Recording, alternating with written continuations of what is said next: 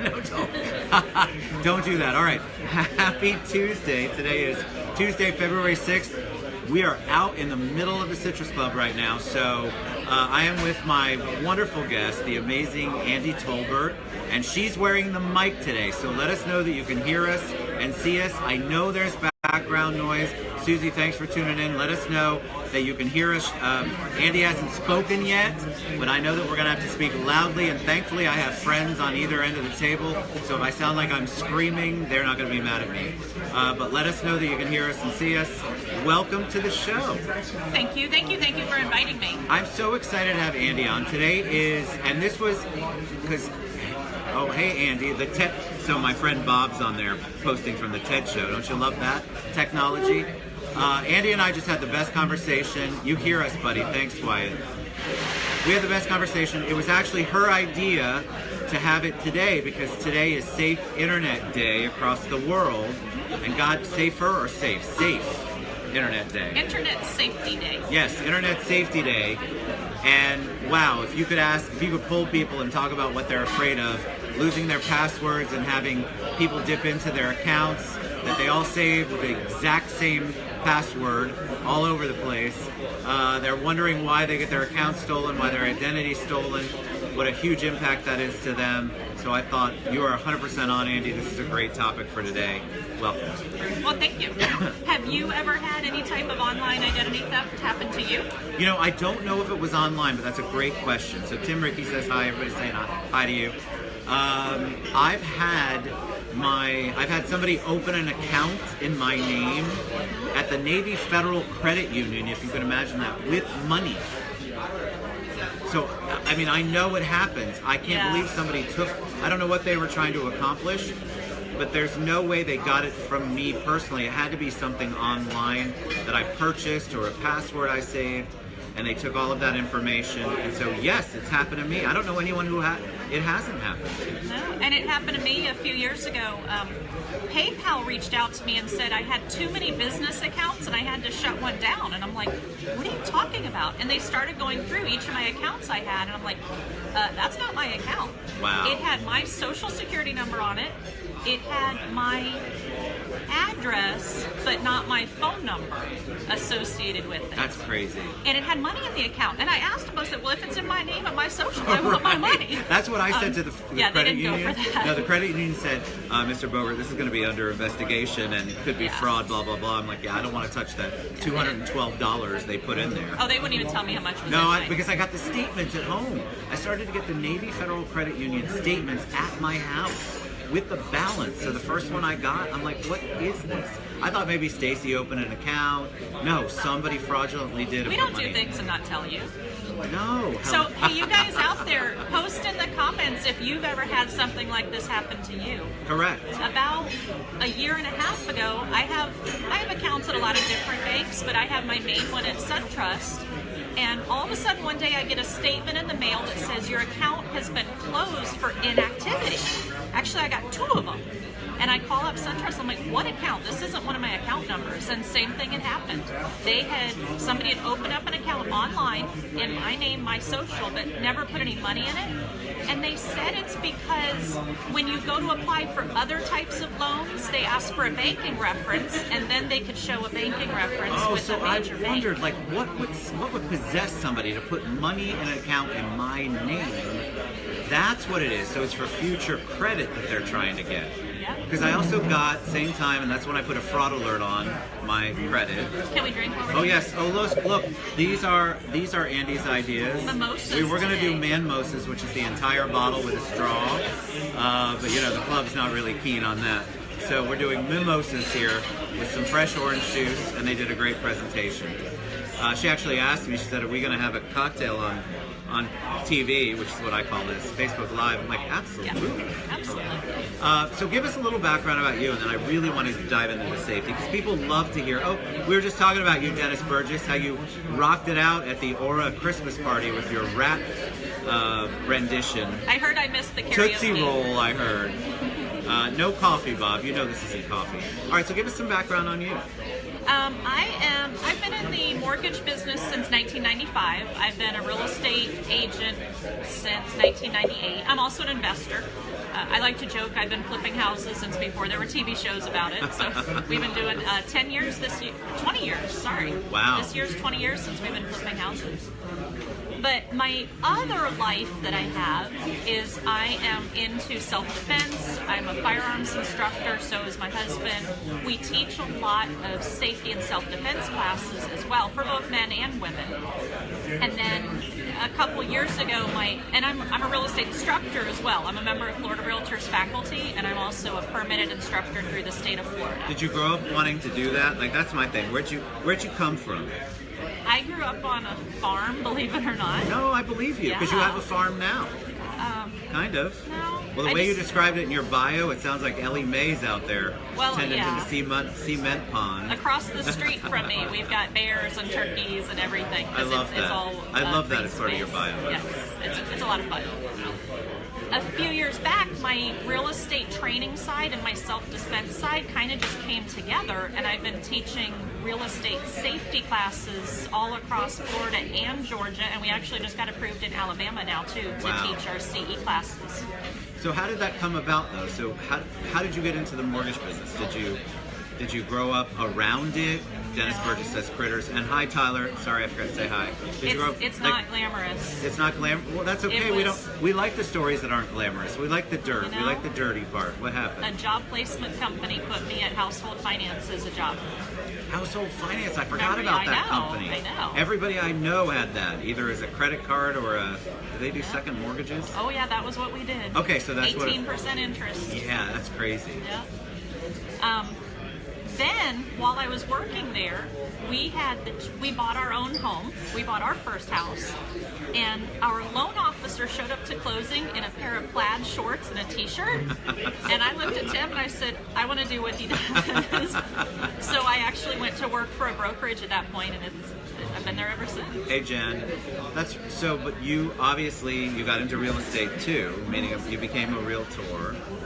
Yeah, but how did the safety part come about? Like, when did you? Because honestly, if I mention safety and realtors or anything to do with safety in Orlando, I guarantee you 9 out of 10 people are going to say Andy Tolbert. And that's so wonderful that your branding is that heavy.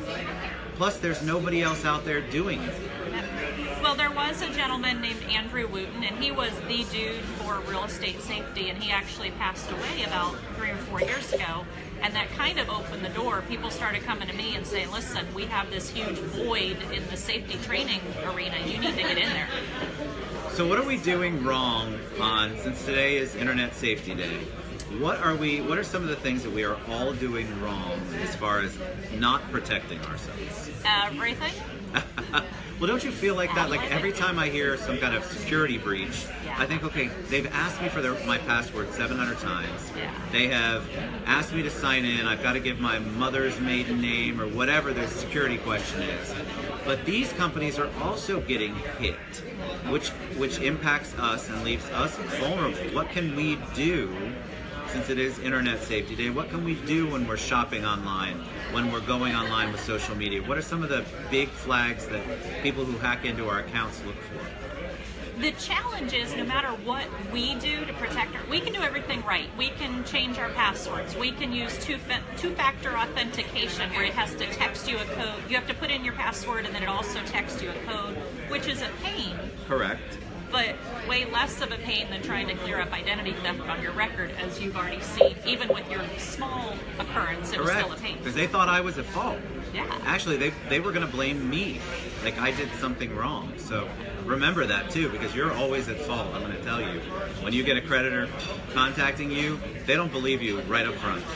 I'm sorry, they don't. My bank believed me, so it must be you. See, that's it's probably 100% me, 100%.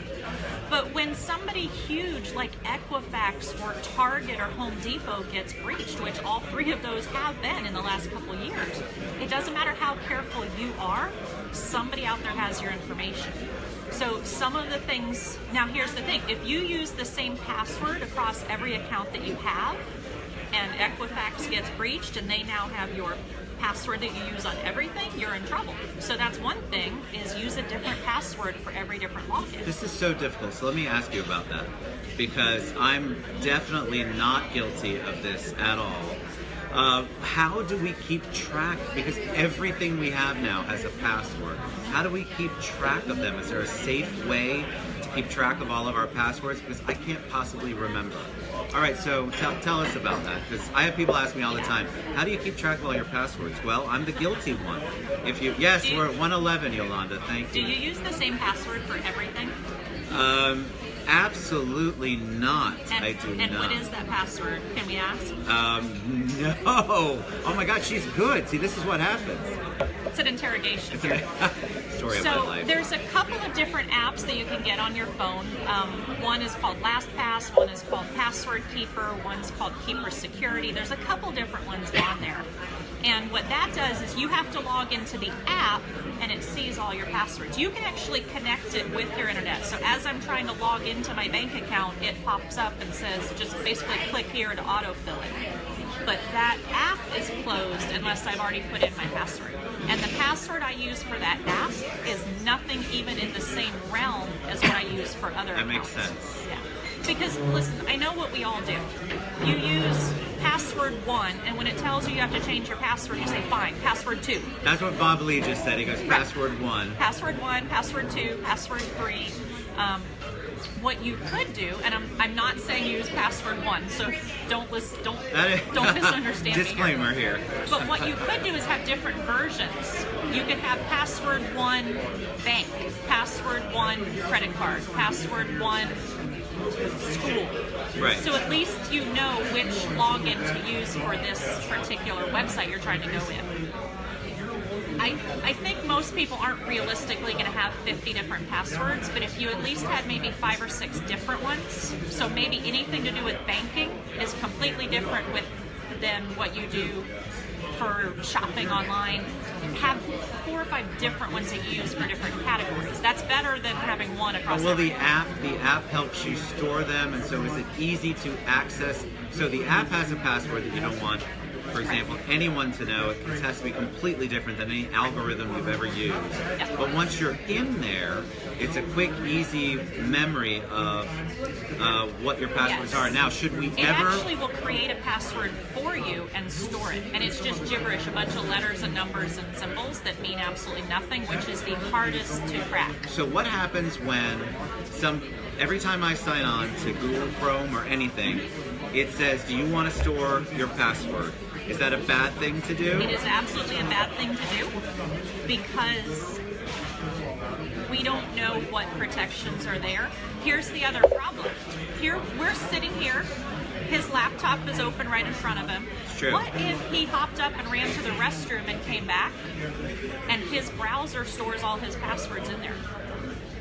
You don't even need to leave. It could be as quick as somebody over here just asks you a question and you get distracted. So unfortunate, but true. But I know I'm not in the... Let me ask a couple of questions people are asking. I feel bad.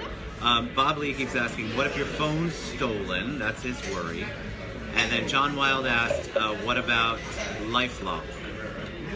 LifeLock is a product that basically you subscribe to that helps to protect you in case of identity theft. I personally have not used it.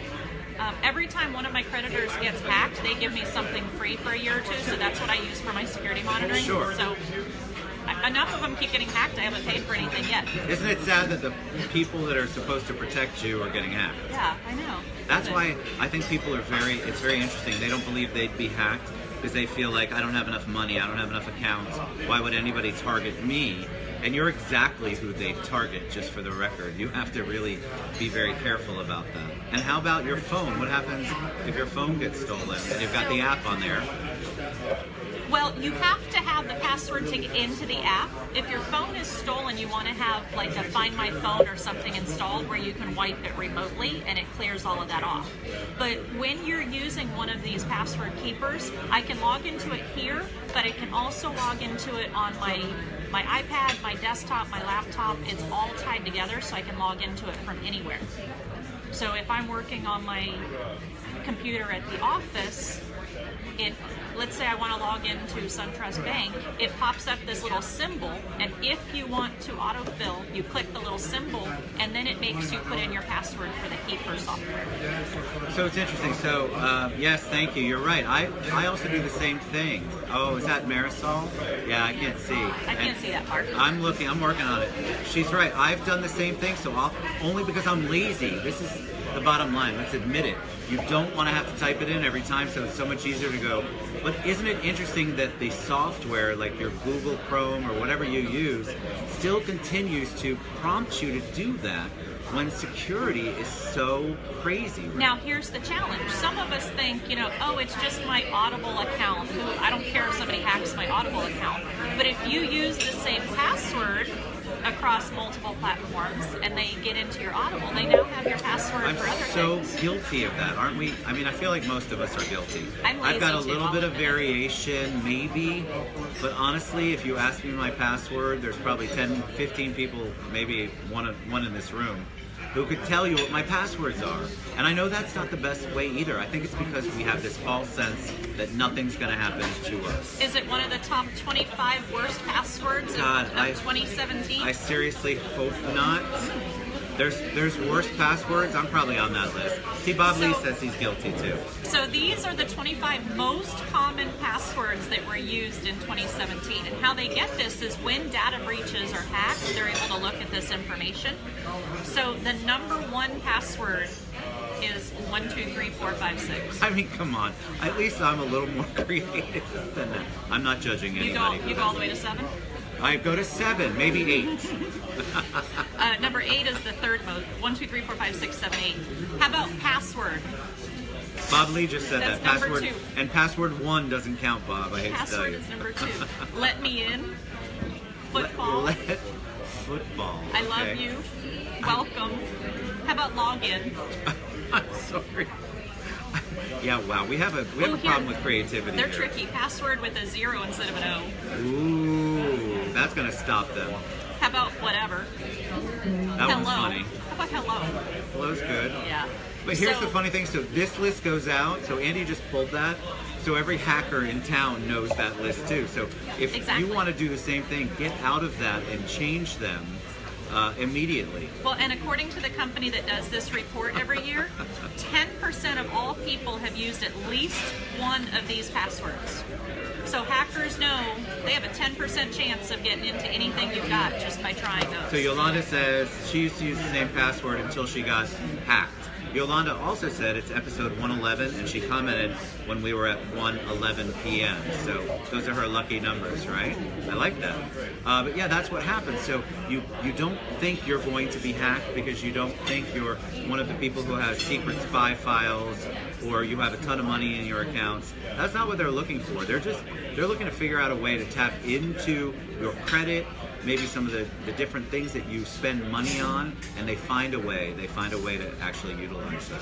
Well, and one of the things that's been happening the last few years is the bad people are actually filing your tax return and claiming a refund before you actually file your tax So how return. does that happen? I heard about this. So people, that's amazing. So they're filling it. What are they going to TurboTax or doing something? They're probably the online. Everything's online nowadays, so they're just. And they're getting your refund before you can file. But here's how stupid criminals are. There was a lady in Atlanta that filed a refund under somebody else's name, and she said she was getting back over $1 million refund. Oh God! So when the IRS got this through, they were, red flag. Hello. How is that not a red? Yeah.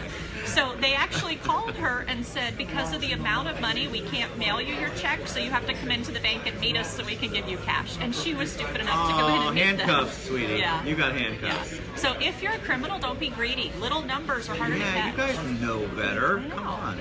All right, so how else can we protect ourselves? Because I feel like people are always trying to, everybody shops online now. Everything we do is online. Like Stace, my wife, she buys our groceries from Walmart maybe, and I'm just telling her business, but because you can drive up and they drop them to you. Yeah, see, I have no idea. She knows all of mine, but I have absolutely no idea I don't even know my ATM number. I'm starting to do these dinner boxes now where they just ship me all the ingredients. It comes to one came today when I go home tonight. You have to cook? Doesn't Tim do that for you? Come on. Yeah. Hi, Tim. Are you listening? Hi, Tim. I was hoping he'd click on. All right, so tell us He's about... out working. Somebody has Tell to. us about firearms and safety, because that's what you talk a lot about that. And in the real estate world, but really in any world where you're going on an appointment where you don't necessarily know the other person, it's for business, you might not be in a public place, so to speak, you have to be so cognizant of where you're at. You pull into your driveway, you have to make sure that you look at your surroundings. You teach people how to protect themselves. Talk a little bit about that. We kind of teach the whole package, and firearms are honestly just a little teeny part of it. A lot of people I don't think should carry a firearm because there's a lot of mental training for that, a lot of physical and skill training before you're ready for that. Oh, Shirley Hi, Stamper Shirley. says hi. She's on a cruise saying hi to us, by the way. What? She's probably in Mexico. No, she was just in Labadee, Haiti. Are you having mimosas too? On this Mimosas ship? to you, Shirley. I think that safety and self-defense, 95% of it is just avoidance and paying attention and not getting into sketchy situations to start with. That's Agreed. the easiest way to prevent it. You know, it's not funny, but you see people on surveillance videos that walk into a convenience store that's in the process of being robbed, and they walk in and find themselves to be a part of it. Correct. And I'm like, it's a glass see-through door. Look before you walk in. No, people are not aware. My mother-in-law used to go to we live close to downtown, the dollar store downtown, and she'd go at 8 o'clock at night when it was dark. She's 89 and have no understanding of what's going on around her. Not that she ever got hurt, but those are the things. Look at what happened, God bless them, at the Target with the police officer and all of that stuff that happens. You have to be so cognizant of what's going on around you. Eileen says, Andy, make sure you tell everyone about your next firearms class. Yeah, this is why I have to keep this up. She's done it. I'm sure that's what Eileen's saying. We teach a class. It's not the concealed carry class that a lot of people teach where you either don't shoot at all or you shoot like one round into a bucket of dirt. That's not what we do. We spend, out of a 4-hour class, we spend about an hour of that out on the range because we really want you to feel comfortable with a firearm.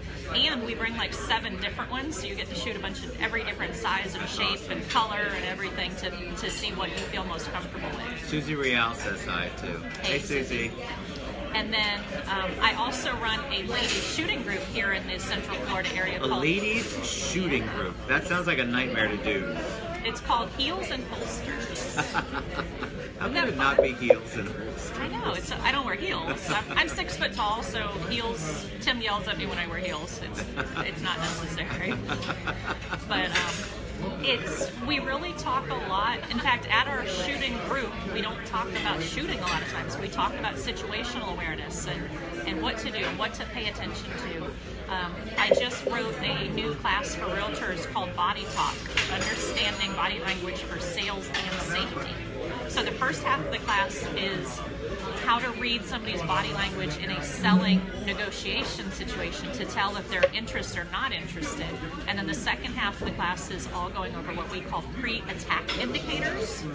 We kind of... Wow, so people would go on an appointment. I know what happens at open houses. That's been all over the news. So you're teaching them how to look for the signs of pre-attack. I love that. But not just at an open house. You could be in line at Publix and the guy standing behind you is sending off some signals You that never he's know. about to do something bad. So we teach you what signals to watch out for. And what we always say, do you have a dog? I do. Okay. Does your dog give off certain signs when it's not happy? Sure. Have you ever heard somebody say, usually to a child, to me it's to Tim, get away from that dog, it's not happy, it's about to bite? Correct. Yes, absolutely. So we know, and we're taught from the time we're little kids to recognize the signs in whatever our pet is. I grew up around horses, so horses have a sign too that you leave them alone, they're about to do something. Right. But we're never taught those same signs to look for in people. That's true. So you teach people to kind of be more cognizant of your surroundings and watch the body language. If you think about it, any of the things that go on when you've got disasters, people probably had the hair on the back of their neck go up. Yep. But we're taught to sometimes sometimes go, well, it must be me, and not to take those thoughts. I'm not saying tackle people every day, by the way. I'm just saying that you should pay attention to them, and also you teach people how to react or how to handle the situation as well, right? Because it's all great if you know the signs on if somebody is giving you off a crazy signal, what do you do next? Number one thing is get away from the situation, if at all possible. We learned back in 4th grade about the fight or flight. What happens if the antelope and the lion find each other in the desert? If you can get away, do it. That's always your number one best choice. Right, don't stay in the situation, I think is what she's saying. What's the worst case scenario? You run, you flee, and it ends up not being somebody you thought it was. You can laugh about that later, but if it is, you're not going to be laughing about it later. And you're going to be a statistic. And I think it's so important for you to follow your gut on that. Well, same thing. The police have a huge thing now. If you see something, say something. Because what's happening is so many people don't want to report things. That, Correct. oh, I don't want to tattletale on my neighbor.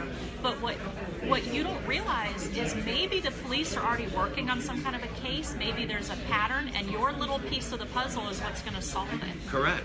But, I'm probably overreacting. I'm probably making a big deal out of nothing. I'm not going to report it. That's silly.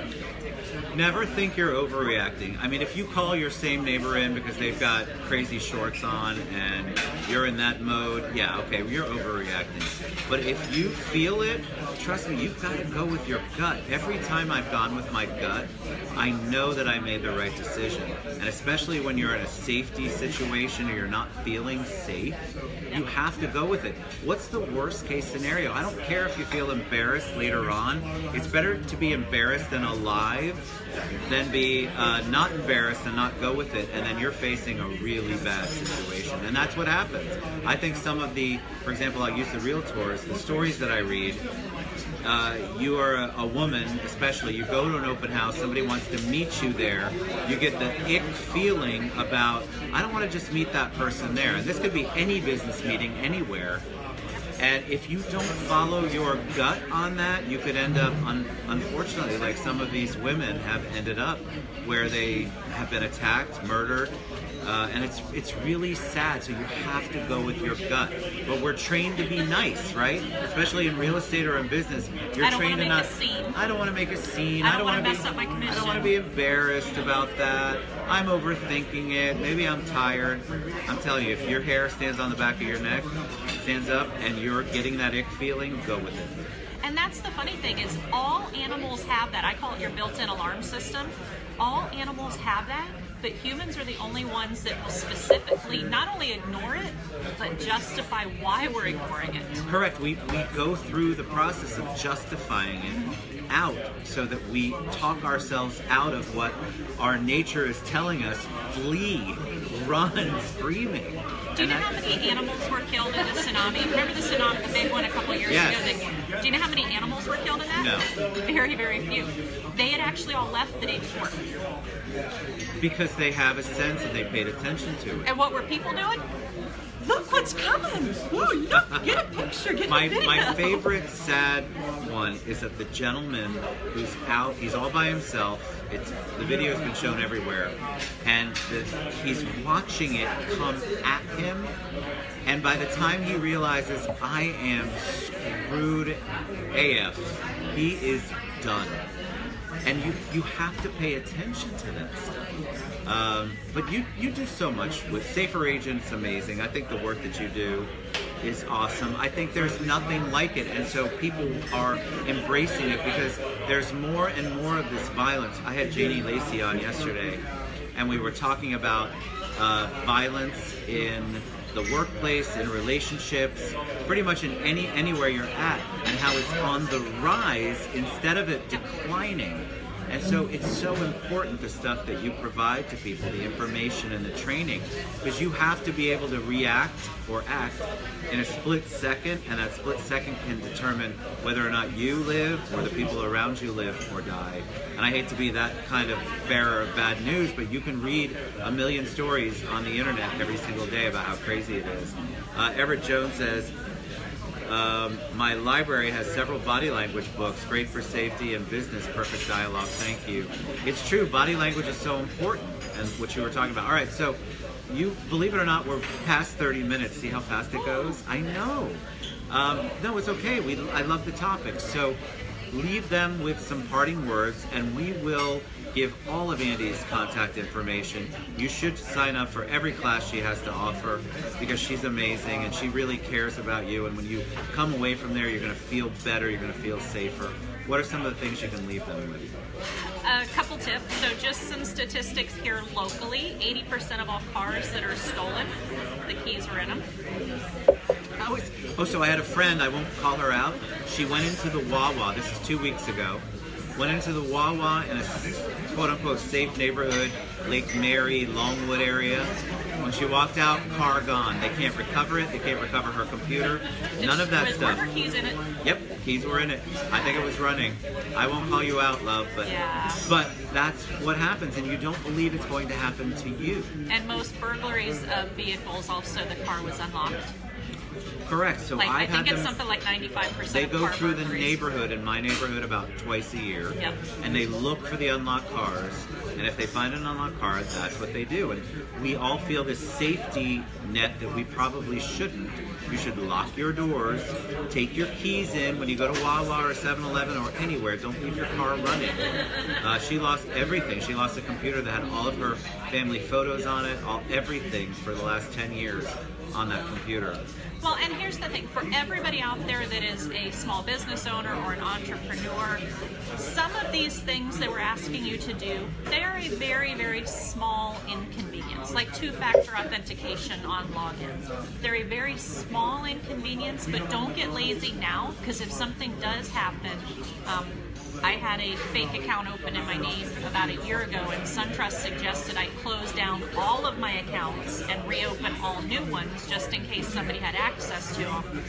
And then all of my auto drafts I had to change. It took me, no lie, 2 months before I finally felt confident that everything had been fixed. So sometimes we're trying to save a few seconds here, and that could cost us months and months of headache later trying to clean up the mess that could have been avoided. All right, you've been amazing. Thank you for being on the show. You're awesome. Andy is awesome. Andy Tolbert, thank you for being here. We're going to give you guys all of her information, all of her contact information. You'll be able to look up her website, Safer Agent on Instagram and Facebook. We'll give you everything, and then you guys should sign up. Trust me, you should sign up. Reach out to her because this is such an important topic, and we talk about it, but we talk about it kind of in the ethereal way, and it's really impacting people every single day. Look at what happened to us. It's happening to you too. So thank you for being on the show. And we don't just do realtors. I've done insurance offices, I've done nonprofits, I've done women's groups, churches. Well, it's across the board. The message that and the information that you're giving people can be spread across the board. I think safety is so critical, and in this day and age where it can just happen at any moment, thanks Colleen, any moment, at any moment in time, and any account, anything that you're doing, it can happen. You have to be cognizant. So Andy's going to teach you how to do that with our beautiful drinks. His is very full. I don't know what's I know, happening no, it's here. all right, because I've been drinking my coffee. Love you guys, mean it. We will see you tomorrow. Levita Logan's my guest, and we have a couple of announcements that are coming tomorrow. Good stuff, but thank you, Andy. You were awesome. Appreciate you. Love you guys. Talk to you later. See, this is the organic part, so I have to get up and hit the finish button.